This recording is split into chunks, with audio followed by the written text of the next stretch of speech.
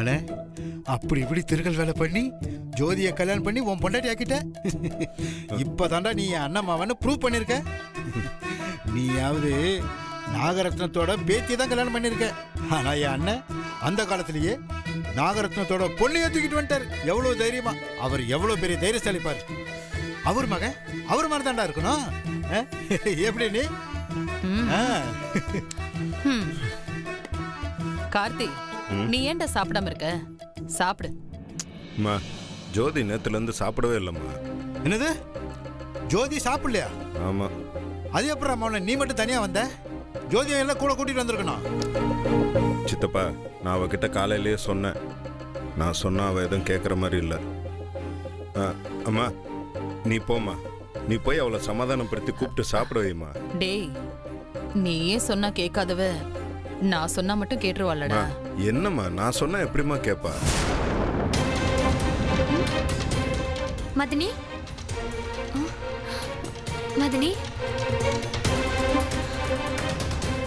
மதனி, மதனி, ஐயோ அம்மா, அம்மா, அம்மா அங்க. என்னடி? மதனி, அம்மா மதனி அங்க. மதனிக்கு என்ன? அம்மா மதனி மயக்கம் போட்டு விழுந்திருக்காங்கம்மா. சீக்கிரம் வாங்க எல்லாரும்.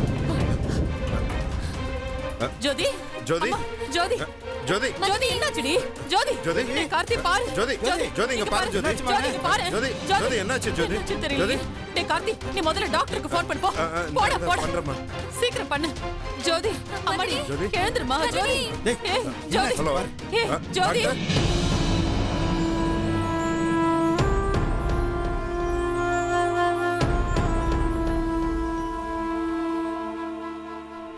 டாக்டர், என்னாச்சு டாக்டர்? அதெல்லாம் பயப்படுறதுக்கு ஒன்றும் இல்லை. நான் எழுதி கொடுக்குற மருந்தை ஒழுங்கா கொடுங்க. சரி.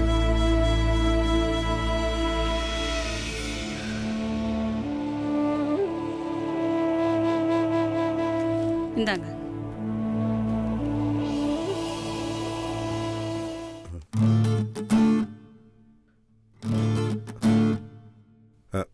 டாக்டர், என்ன அப்படி பாக்குறீங்க? இல்ல, இதுல இருக்கிறது. ஆமா, அதை ஒழுங்கா கொடுக்க சொன்னேன்.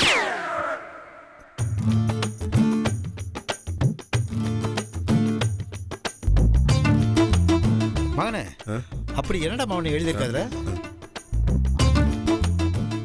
என்னடா இது? என்ன இப்படி எல்லாம் ஷாக் ஆகுறீங்க?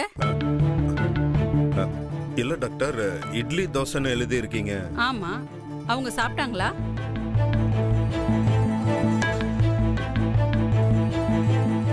சாப்பிடாதனால தான் மயங்கி விழுந்துட்டாங்க. வீட்ல இவ்ளோ பேர் இருக்கீங்களே, அவங்க சாப்பிட்டாங்களா இல்லையான்னு கூட யாரும் பார்க்க மாட்டீங்களா? முதல்ல அவங்கள சாப்பிட வைங்க.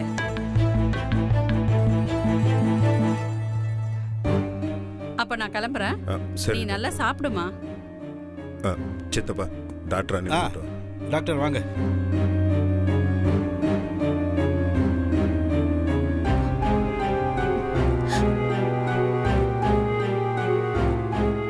ஜோதி, ஜோதிமா, இப்ப பரவாயில்லையா?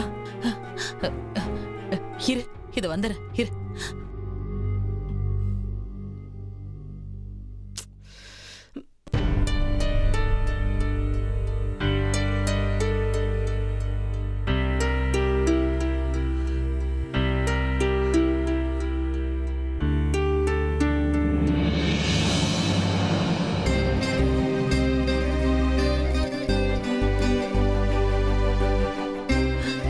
ஜோதி, சாப்பிடுமா. இல்ல, எனக்கு வேண்டாம். சொன்னா புரிஞ்சுக்கோமா, சாப்பிடுமா. நாங்க சொல்றதுக்காக இல்லைனாலும் டாக்டரே அதை எழுதி கொடுத்துருக்காரு. அதுக்காவது அதை சாப்பிடலாம்ல? இல்ல, மாத்திரை மருந்துன்னு நினைச்ச அதே இட்லி தோசையை சாப்பிடலாம்ல? ஜோதிமா, கொஞ்சமாவது சாப்பிடுமா. இந்த வீட்ல என்ன சாப்பாட்டுக்கு குறையா?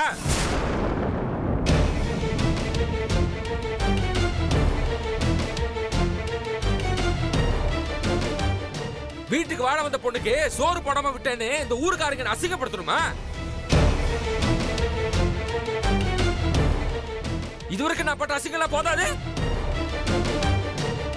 என் வீட்டுல பசியால சத்தோன்னு யாருக்கும் பேர் வர வேண்டாம். முதல்ல உடனே சாப்பிட சொல்லு, இல்லைன்னா வீட்டை விட்டு வெளியே போக சொல்லு. எல்லாம் என் நேரம். ஒரு கல்யாணத்தை பண்ணிட்டு வந்து உயிர் எடுக்கிறீங்க. நிம்மதியா போச்சு. ச்சே.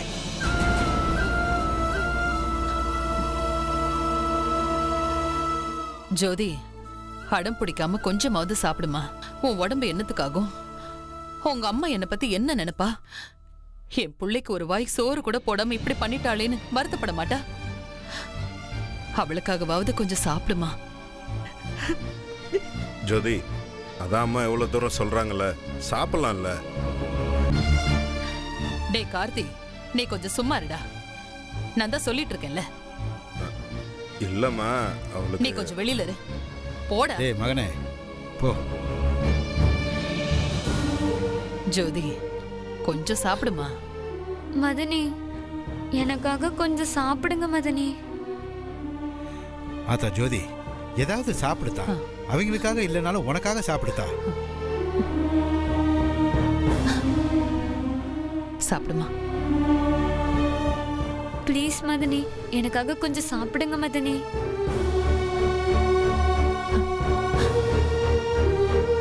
சாப்பிடுமா.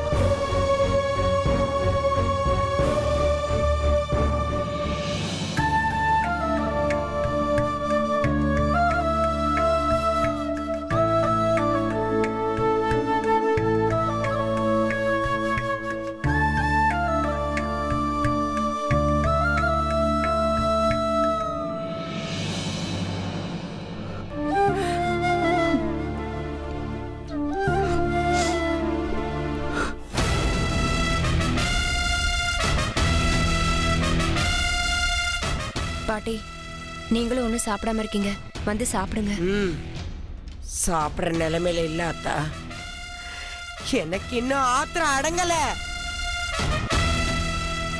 அவ இப்படி பண்ணிட்டு போவான் நான் கொஞ்சம் கூட எதிர்பார்க்கலையே. அப்பத்தா விடுங்க அப்பத்தா, அதான் வீட்டு விட்டு போயிட்டார்ல, இன்னமும் ஏன் அழுதுட்டு புலம்பிட்டு இருக்கீங்க? அவங்களுக்கு அவங்களுடைய வேதனை விடுங்க. இப்படி புலம்பியாவது அவங்க ஆத்திரத்தை தீர்த்துக்கிட்டோம். இது புலம்பி தீக்கிற ஆத்திரம் இல்லத்தா. அவ நெஞ்சுக்கு நேரா நின்னு குத்தி இருந்தா கூட நான் கவலைப்பட்டிருக்க மாட்டேன். அவ முதுகுல குத்தி இந்த குடும்பத்தோட கௌரவத்தையே குழி தோண்டி புதைச்சிட்டாளே.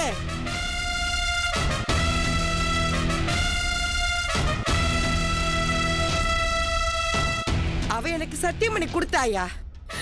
அந்த கார்த்திக் பையல நான் கல்யாணம் பண்ண மாட்டேன்னு எனக்கு சத்தியம் பண்ணி கொடுத்தாயா?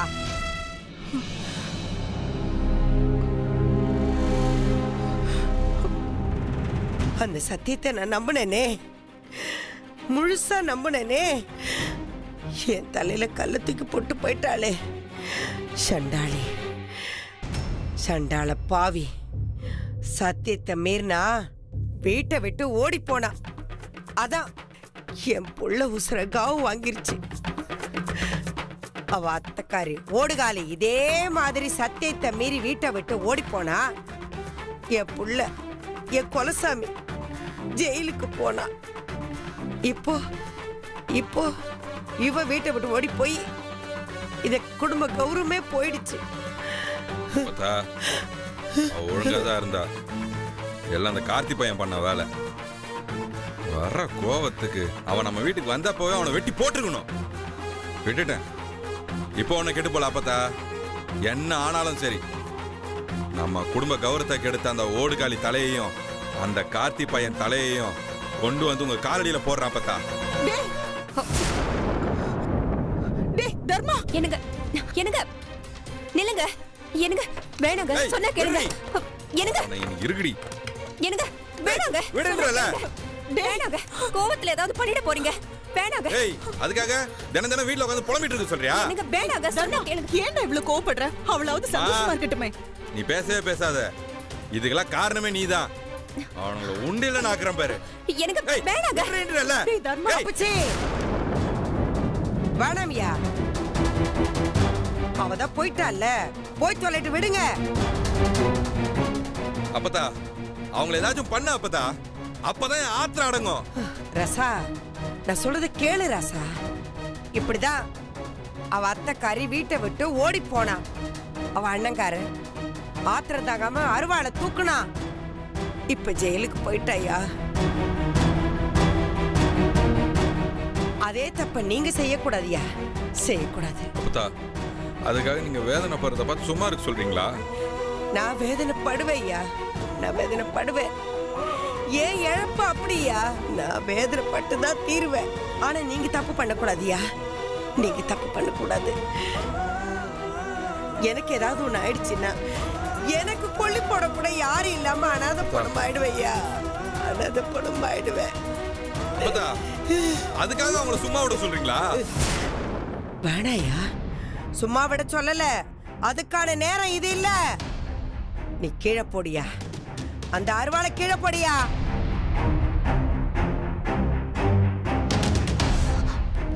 கீழே போட்டுறியா?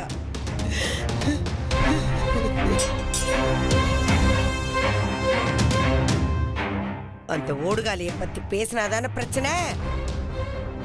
வேண்டாம், இனி அவளை பத்தி இந்த வீட்டுல யாரும் பேசக்கூடாது. அவளை பத்தின நினைப்பே இங்க வரக்கூடாது, வரக்கூடாது. ஆமா பார்த்தா, அவன் நினைப்பே இந்த வீட்டுல யாருக்கும் வரக்கூடாது. அவளை ஞாபகப்படுத்துற எந்த பொருளும் இந்த வீட்டுல இருக்கக்கூடாது.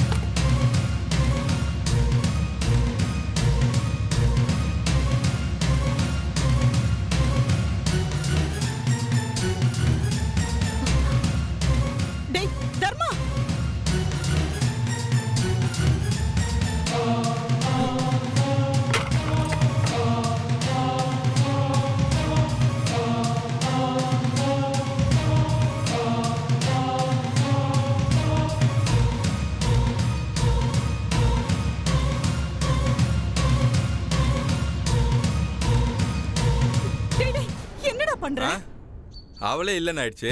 அவளை ஞாபகப்படுத்துற எந்த பொருள் இந்த வீட்டுல இருக்கக்கூடாது. அவளோட சேர்த்து அவன் நினைப்பையும் எரிக்க போறேன். டேய், அதுக்குன்னு அவ உயிரோட இருக்கும்போது இதெல்லாம் எரிப்பியாடா? என்ன பொறுத்த வரைக்கும் அவ எப்பவோ செத்து போயிட்டா. அவ பொருள் எல்லாம் ஒண்ணு கூட இங்க இருக்கக்கூடாது. இப்ப என்னடா, அவளோட பொருள் எதுவுமே இந்த வீட்டுல இருக்க கூடாது, அவ்வளவுதானே? ஆமா, இதெல்லாம் கொளுத்துனாதான் என் ஆத்திரம் அடங்கும். அவ பொருள் எதுவுமே இங்க இருக்காது, அத நான் பாத்துக்கிறேன். தயவு செஞ்சு எரிக்காத. பாருங்க, இது எதுவுமே என் கண்ணில் படாத மாதிரி தூக்கி எறிங்க. பொண்ணு பொண்ணுன்னு பாசம் கொடுத்ததுனாலதான் இந்த நிலைமையில எடுத்து வந்து விட்டா.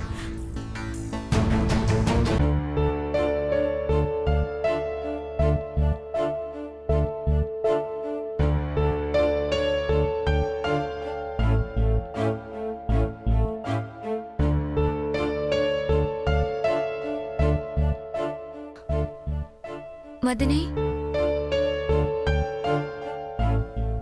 ஏன் மதனி எங்க யார்கிட்டயுமே நீங்க பேசவே மாட்டேங்கிறீங்க? இன்னும் எத்தனை நாள் தான் மதனி இதே மாதிரி சோகமாவே இருக்க போறீங்க? உங்களை பார்க்கறதுக்கே ரொம்ப கஷ்டமா இருக்கு மதனி.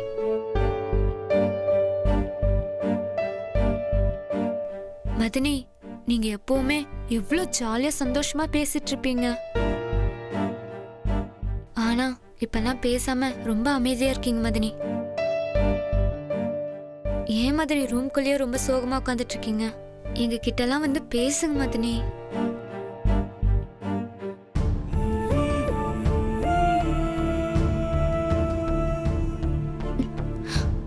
மதனி ப்ளீஸ் மதனி, ரூமை விட்டு வெளியே வந்து எங்க கூட எல்லாம் பேசுங்க மதனி. ஆண்டாள், என்னை விடுமா. என்ன மதனி நீங்க? உங்களுக்கு எங்க அண்ணன் மேல தானே கோவம். அதுக்காக நான் வேணா மன்னிப்பு கேக்குறேன். சாரி மதனி. நீங்க எப்பவும் போல எங்க கூட சிரிச்சு சந்தோஷமா ஜாலியா பேசுங்க மதனி. நடந்த சம்பவத்திலிருந்து என்னால மீளவே முடியலமா. தயவு செஞ்சு என் நிலைமையை புரிஞ்சுக்கோ. நான் இப்படியே சாகுறேன். அச்சோ மதனி, இப்படி எல்லாம் பேசாதீங்க மதனி. நான் வேணா எங்க அண்ணன் பண்ண தப்புக்கு சாரி கேக்குறேன் மதனி.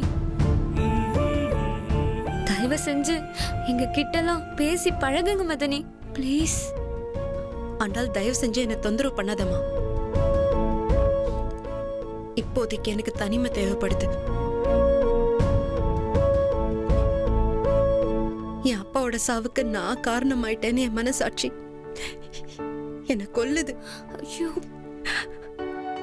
அப்படி இருக்கும்போது நான் எப்படி சகஜமா இருக்க முடியும்? என்னை இப்படியே இருக்க விடுமா. எனக்கு புரியுது மதனி. ஆனா இருந்தாலும் நீங்க அதுல இருந்து விலகி வரணும். நீங்க சொன்ன மாதிரி உங்க அப்பாவோட சாவுக்கு நீங்க காரணம் இல்ல மதனி. அதனால அத நினைச்சு நீங்க மனசு குழப்பிக்காதீங்க மதனி. ஆண்டாள், நீ சின்ன பொண்ணுமா. உனக்கு இதை பத்தியெல்லாம் ஒன்றும் தெரியாது. நீ போ. சரிங்க மதனி, நான் இப்ப போறேன். ஆனா நீங்க சீக்கிரமா இந்த ரூமை விட்டு வெளியே வந்து எங்க கூடலாம் பழையபடி நல்ல சகஜமா சந்தோஷமா சிரிச்சு பேசணும் மதனி. வர மதனி.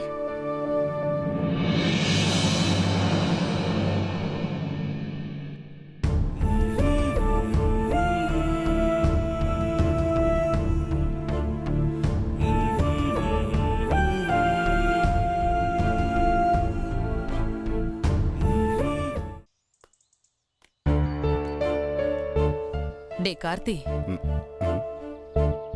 நீ ஏண்டா இப்படி டல்லா இருக்க? நீ வேணா பாரு, கூடிய சீக்கிரமே ஜோதி உன்னை புரிஞ்சுக்கிட்டு உன் கூட சந்தோஷமா வாழ்வா. கேட்க நல்லா தான் இருக்கு. இப்படியே உசுப்பேத்தி தான் கல்யாணம் வரைக்கும் வந்து நின்றுருக்கு. அப்போ நீ ஆசைப்பட்டு தானே ஜோதி கழுத்துல தாலி கட்டின? அப்படின்னு மட்டும் சொல்ல முடியாது. ஆனா உனக்காகவும் தானே கல்யாணம் வரைக்கும் போனேன், அதைத்தான் சொன்னேன். சரி விடு, இப்போ நான் தான் சொல்றேன், நீங்க 2 பேரும் ஒன்னா சந்தோஷமா வாழ்வீங்க. அதெல்லாம் இருக்கட்டும் விடு. அத்தை எதுக்கு இங்க வர சொன்னாங்க?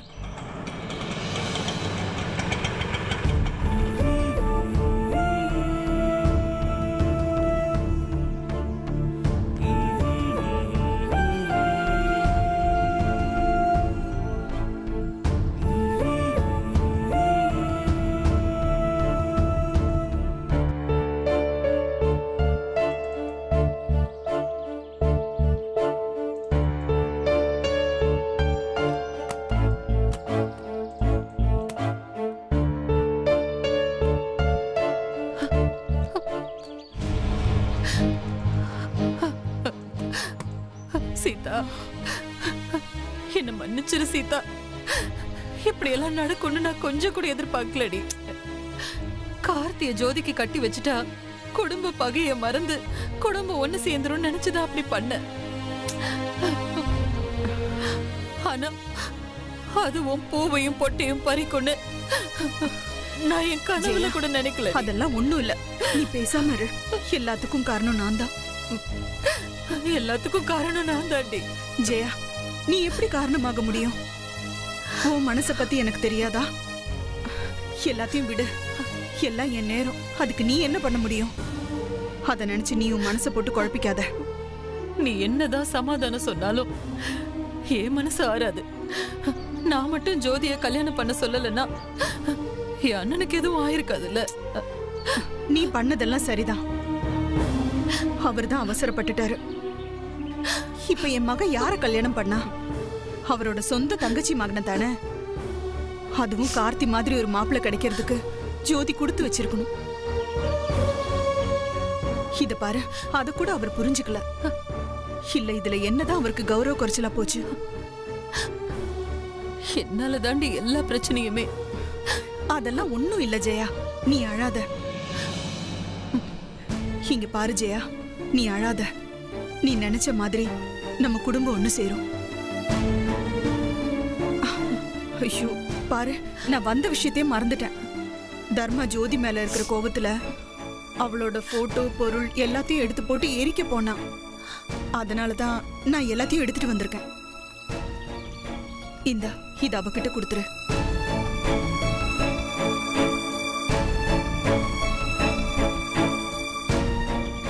மாப்பிள்ள, ஜோதி மனசு மாறிட்டாளா? அத்தை, ஜோதி நீங்கள் சொன்னதெல்லாம் கேட்டு சமாதானமாகி தான் வீட்டுக்கே வந்திருக்கேன். ஆனால் என் மேலே உள்ள கோபம் கொஞ்சம் கூட குறையல அத்தை. கொஞ்ச நாள் அப்படிதான் இருப்பா மாப்பிள்ள, போக போக எல்லாம் சரியாயிடும். நானும் அந்த நம்பிக்கையில் தான் இருக்கேன். மாப்பிள்ள, அவ ரொம்ப பிடிவாதக்காரி. கோவப்பட்டு ஏதாவது எடுத்தெறிஞ்சு பேசிட்டா கூட அதை நீங்க மனசுல வச்சுக்காதீங்க மாப்பிள்ள. அவளை மன்னிச்சு விட்டுருங்க. அவளை என்னைக்குமே கைவிடாம பாத்துக்கோங்க. அத்தை, அது நீங்கள் சொல்லி தான் தெரியணுமா என்ன? நான் நல்லபடியாக ஜோதியை பார்த்துக்கிறேன் அத்தை.